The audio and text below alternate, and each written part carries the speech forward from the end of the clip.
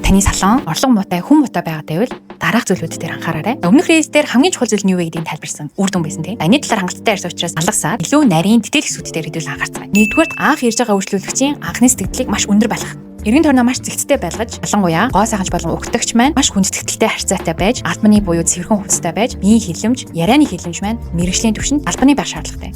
За хоёрдугаар үйлчлэгээний тариф болон мэдээллийг тохирох газар тодорхой бөгөөд нарийн байлгах. Юу гэсэн үг гэхээр танад меню маань маш ил тод газар байж үйлчлүүлэгч хамгийн түрүүнд очиж харахад ерөнхийдөө бэлэн байх хэрэгтэй гэсэн. За тэр дотор мэдээллүүд маань дотор нь ямар үйлчилгээ, ямар цагаар, хэдэн минут, ямар үнэтэйгээр явагдаж байгаа гэсэн энэ мэдээллүүдээ маш тодорхой байлгах хэрэгтэй. Ингээд ирэх юм бол таны хувьд цагийг чинь хэмнэн. Хоёрдугаарт үйлчлүүлэгч өөртөө нь илүү тухтай амар санагдана.